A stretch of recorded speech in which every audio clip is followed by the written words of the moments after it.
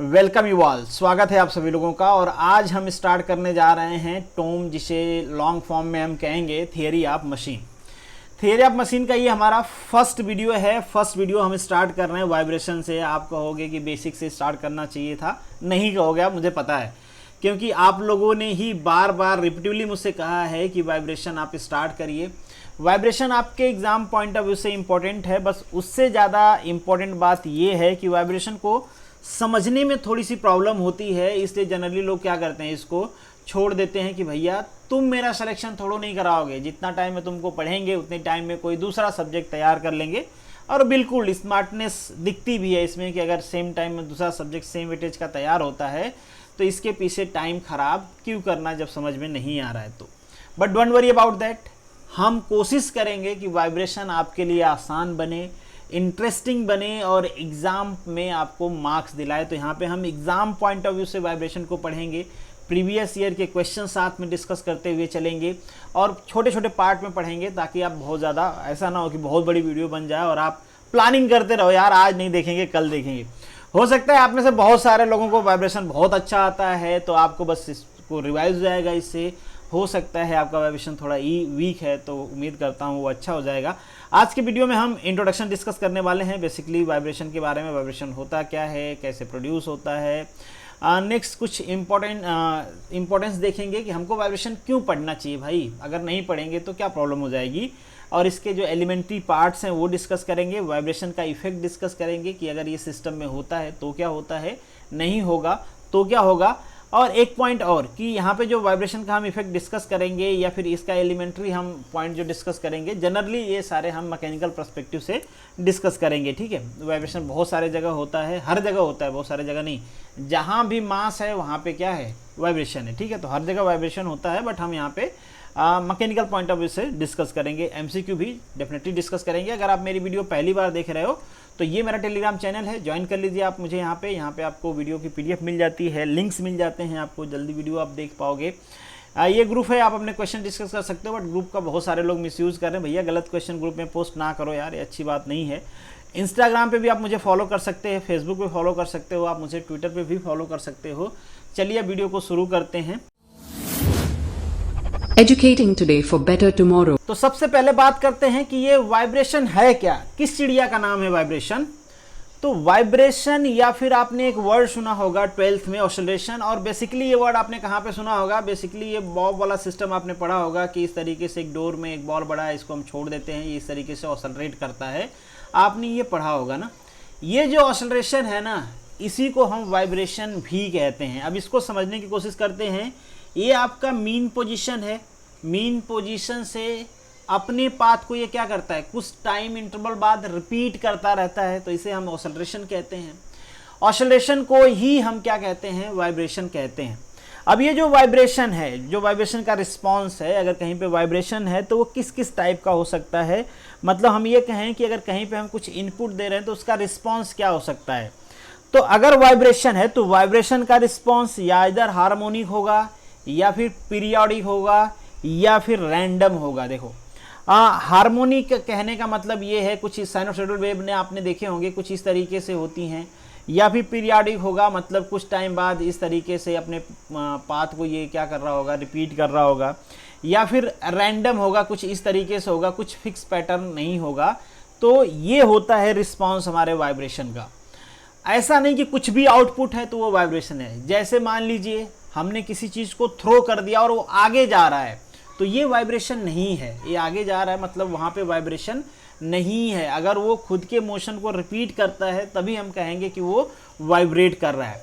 अब रिपीट क्यों करेगा, रिपीट करने के लिए कोई तो वजह चाहिए होगी, तो वो वजह हम डिस्कस करेंगे। वही हम वाइब्रेशन में स्टडी करते हैं कि जो हमारा ऑसिलेशन मोशन है और उससे रिलेटेड जो फोर्स है, उससे एसोसिएटेड जो फोर्स है, इसी का डिस्कशन हम बेसिकली वाइब्रेशन में करते हैं। अगर फोर्स है तो वहाँ पे वेलोसिटी होगी, एक्सेलरेशन होगा, मास होगा, ये सारी चीज़ें होंगी। तो सारी चीज़ों को हम बेसिकली इसमें एनालिसिस करेंगे। नेक्स्ट जो आपका पॉइंट है कि भैया हम वाइब्रेशन को पढ़ें क्यों, क्या ज़रूरत है वाइब्रेशन पढ़ने की। तो वाइब्रेशन का यूज़ अराउंड आपको हर जगह दिख रहा होगा। जैसे सिंपल सा एग्जांपल लें तो हमारी बात आपके कान तक पहुंच रही है। क्यों पहुंच रही है, क्योंकि आपके ईयर ड्रम वाइब्रेट कर रहे हैं। आप किसी चीज़ को देखते हो क्योंकि जो लाइट वेव है वो वाइब्रेट कर रही है। और आपने कई बार देखे होंगे कि एक नायक एक नायिका से, हालांकि ये पुरानी टेक्नोलॉजी है, स्टिल अभी भी चल रही है, आजकल तो वायरल ही हो जाता है। खैर, इस टाइप की जो पुरानी चीज़ें हैं रिसेंटली अगर यूज़ होती हैं तो एक नायक दूसरे नायक को अप्रोच करता है ना आँखों के वाइब्रेशन के थ्रू। इसी तरीके से आजकल पेंडेमिक चल रहा है, कोरोना, आप लोगों ने देखा होगा कि बहुत सारे लोग कह रहे हैं भाई कोरोना हो जाता है और लंग्स में इंफेक्शन हो जाता है, आदमी मर जा रहा है अचानक से। सोच के देखिए कि अगर आपको ब्रेथ लेनी है, सांस लेनी है, तो जो आपका लंग्स होता है इसकी डिग्री ऑफ फ्रीडम बहुत ज़्यादा होती है। कोई चीज़ अगर क्या वो फ्लेक्सिबल हो तो उसकी डिग्री ऑफ फ्रीडम ज़्यादा होती है। रिजिड, जितना वो रिजिड होता जाएगा डिग्री ऑफ फ्रीडम उसकी टेंस करती जाएगी जीरो की तरफ। अगर रिजिड हो गया तो क्या हो जाएगी, जीरो हो जाएगी। तो यहाँ पे क्या होता है, ये वाइब्रेट करता रहता है। वाइब्रेशन के थ्रू आप क्या करते हो, ऑक्सीजन को शक करते रहते हो। कोरोना जाके क्या कहता है, भैया अब तुमको वाइब्रेट नहीं करना है या फिर कम करना है, ऑक्सीजन लेवल गिरने लगता है। आप सोच करके देखो कि ये जो लंग्स है अगर इसको आप हार्ड कर दो कि ये वाइब्रेट कर ही नहीं पाए तो क्या होगा, ऑक्सीजन लेवल आपका गिरना स्टार्ट हो जाएगा। जो आजकल जनरली हो रहा है, चल रहा है कि भाई लंग्स इन्फेक्शन हो गया, ऑक्सीजन लेवल गिर गया, उनकी डेथ हो गई क्योंकि कोरोना ने क्या किया, आपके लंग्स पे अटैक कर दिया है। तो ये तो आप कह सकते हो कि एक बायोलॉजी के सेंस में एप्लीकेशन है। इस तरीके से हर जगह एप्लीकेशन है वाइब्रेशन का। बट हमें किस सेंस में पढ़ना है, हमें पढ़ना है मैकेनिकल के सेंस में। तो मशीनों में वाइब्रेशन होता है। कोई भी मूविंग पार्ट्स ले लो आप, कोई भी मशीन ले लो जहाँ पे मास है, एनर्जी ऑब्जर्वेशन सिस्टम है, वहाँ पे क्या होता है, वाइब्रेशन होता है। जनरली जो मशीनों में वाइब्रेशन होता है वो किस वजह से होता है, due to imbalance of mass. अगर मास में इनबैलेंस है तो उसके वजह से क्या होगा, वहाँ पे वाइब्रेशन होगा, फोर्स आएगा तो वहाँ पे डेफिनेटली वाइब्रेशन होगा। अब क्वेश्चन आता है कि वाइब्रेशन तो हो रहा है, जनरली हमारे माइंड में जो चीज़ें हैं वाइब्रेशन को लेके वो यही है। अगर मैकेनिकल के हम स्टूडेंट हैं, हमने जो पढ़ा है, तो जनरली परसेप्शन यही होता है कि जो वाइब्रेशन होता है वो सिस्टम के लिए हार्मफुल होता है। बेसिक चीज़ हम जानते हैं और होता भी है। आप जनरली फील भी कर लो, आप टैक्सी में जा रहे हो, अगर रोड ख़राब है तो आपको वाइब्रेशन फील होता है, अच्छा तो नहीं लगता, कंफर्ट आपका ख़राब होता है। आपकी व्हीकल घिसती है, उसके टायर घिसते हैं, उसके अदर मूविंग पार्ट घिसते हैं क्योंकि वाइब्रेशन है, रोड की प्रोफाइल अच्छी नहीं है, ठीक है। तो एनर्जी कहीं ना कहीं तो ट्रांसफ़र होगी, जिसकी वजह से क्या होता है, वाइब्रेशन होता है। वाइब्रेशन की वजह से उसकी एफिशिएंसी कम होती है, जो उसकी ड्यूरेबिलिटी हमारे सिस्टम की वो कम होती है। तो जनरली हमारे माइंड में क्या होता है कि हमको वाइब्रेशन को रिड्यूस करना है।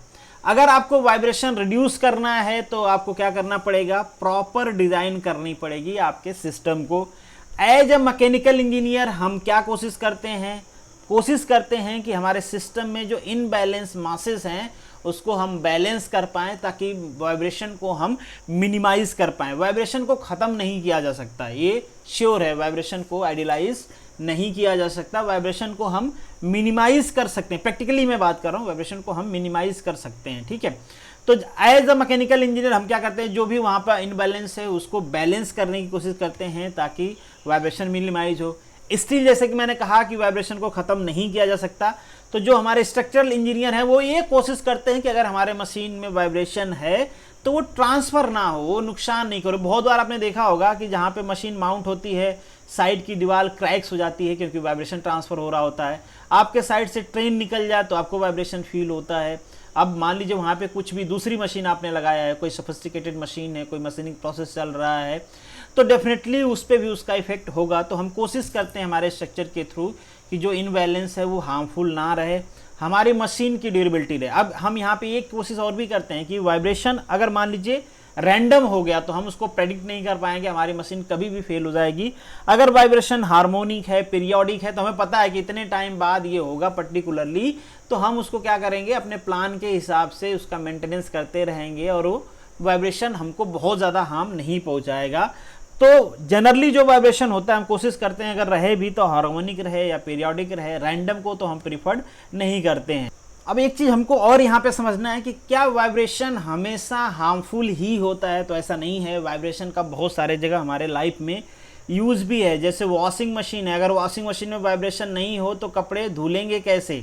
सिंपल, आप लोगों ने गांव में देखे होंगे ना, दो अनाज हैं तो अनाज को सेपरेट करने के लिए वो लकड़ी का एक लोग बना के क्या करते हैं, अनाज को उसको उछालते रहते हैं। गांव में औरतों को आपने देखा होगा ये करते हुए, वो भी वाइब्रेशन के थ्रू सेपरेशन का एक प्रोसेस है, फिल्ट्रेशन का प्रोसेस है ये। इलेक्ट्रिक टूथ ब्रशेस आ रहे हैं, बेसिकली आपने चालू कर दिया, टीथ पे लगाया क्लीन करने के लिए। डेंटिस्ट की जो ड्रिल्स आती हैं, कास्टिंग प्रोसेस में आपने देखा होगा, बेसिकली वहाँ पे भी हम क्या करते हैं, उसको थोड़ा सा वाइब्रेट करते हैं सेटल डाउन होने के लिए। बहुत सारे जगह सरफेस फिनिश प्रोसेस है, फिल्टरिंग प्रोसेस है। अब ये जो प्रोसेस हैं, इन प्रोसेस के एफिशिएंसी को या इफेक्टिवनेस को बढ़ाने के लिए वाइब्रेशन का हम यूज़ करते हैं, क्योंकि यहाँ पे रिक्वायर्ड है। तो ज़रूरी नहीं है कि वाइब्रेशन हर जगह हार्मफुल होता है, बहुत सारे जगह वाइब्रेशन हमारे ऑपरेशन को एफिशिएंट बनाता है।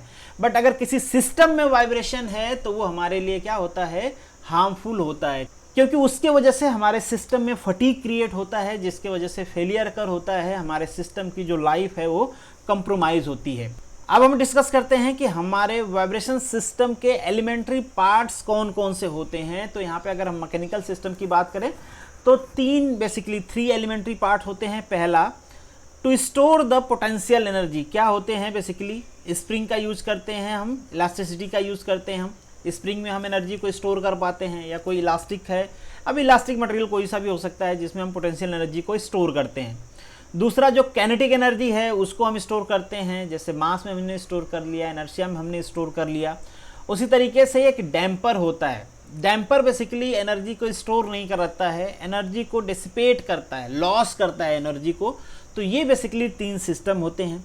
यहाँ पे आपको एक चीज़ इंपॉर्टेंट है ध्यान देना, अगर किसी सिस्टम में स्प्रिंग लगी हुई है और किसी सिस्टम में काइनेटिक एनर्जी ऑब्जॉर्व करने के लिए मास लगा हुआ है, तो क्या वहाँ पे वाइब्रेशन रिड्यूस हो जाएगा? नहीं जी, बिल्कुल नहीं, वाइब्रेशन रिड्यूस नहीं होगा, वहाँ पे वाइब्रेशन एक्सचेंज होगा। जैसे मैं इसके बारे में बात करूं, जैसे स्टार्टिंग से आप लोगों ने पढ़ा है ये बॉब वाला, आप इसको यहाँ पे खींचिए और छोड़ दीजिए। यहाँ पे क्या होगा, काइनेटिक एनर्जी 0 होगी, कुछ पोटेंशियल एनर्जी होगा।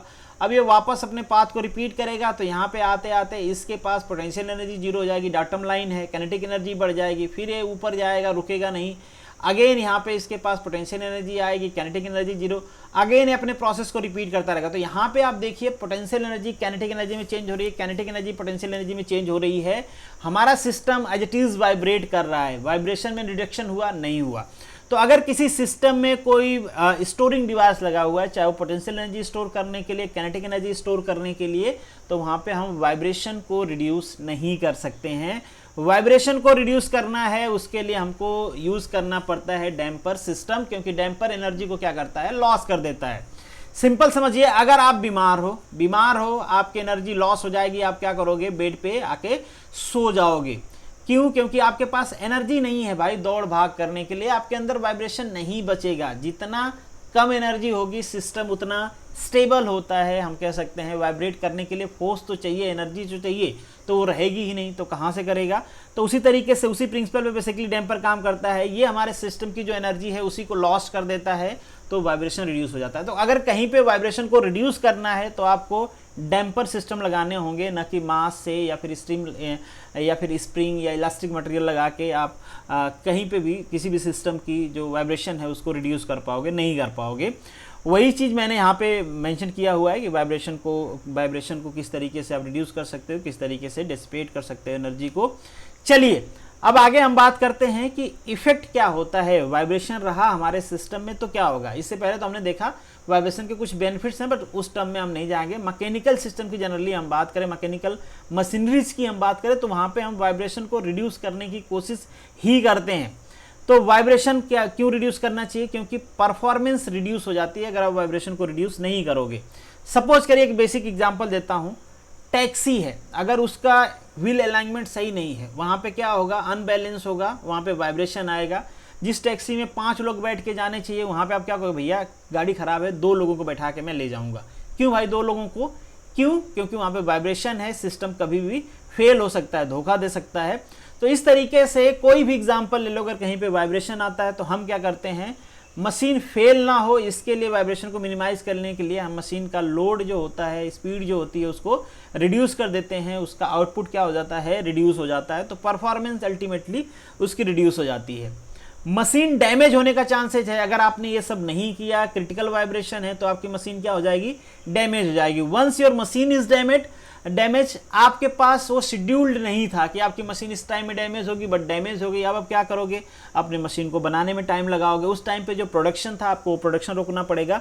तो एक तरह से अनशेड्यूल्ड डाउनफॉल आ जाता है आपके प्रोडक्शन लाइन में। आप किसी को सप्लाई करना था, इकोनॉमिक एक्सपेक्ट, बहुत सारी चीज़ें यहाँ पे इन्वॉल्व हो जाती हैं।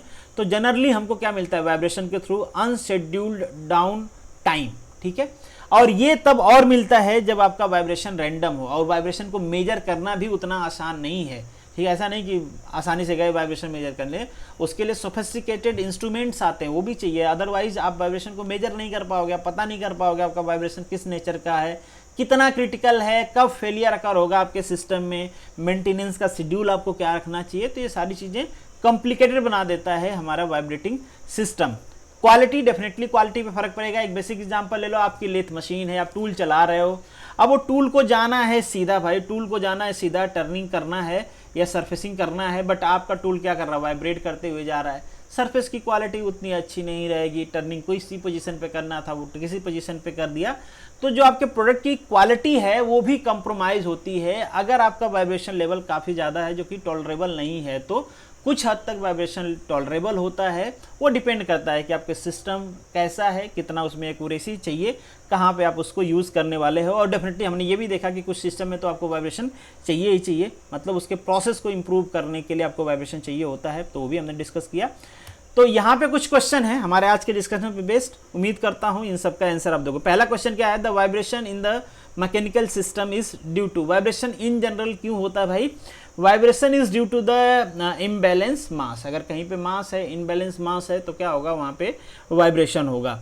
नेक्स्ट जो क्वेश्चन है, the vibration level in the system can be reduce by adding the, vibration को रिड्यूस करना है तो काइनेटिक एनर्जी स्टोरेज एलिमेंट चलेगा नहीं, वो क्या करेंगे, काइनेटिक पोटेंशियल, पोटेंशियल काइनेटिक आपस में खेल खेलते रहेंगे और हमको धोखा देते रहेंगे। आपको धोखा ना दे मिले इसके लिए भैया आपको चीज़ों को जड़ से ख़त्म करना पड़ेगा। और जड़ से कौन ख़त्म करेगा, डैम्पिंग सिस्टम, जो कि हमारा एनर्जी डिसिपेटिंग एलिमेंट्स होता है, उसको आपको वहाँ पे लगाना पड़ेगा। तो सी ऑप्शन होगा।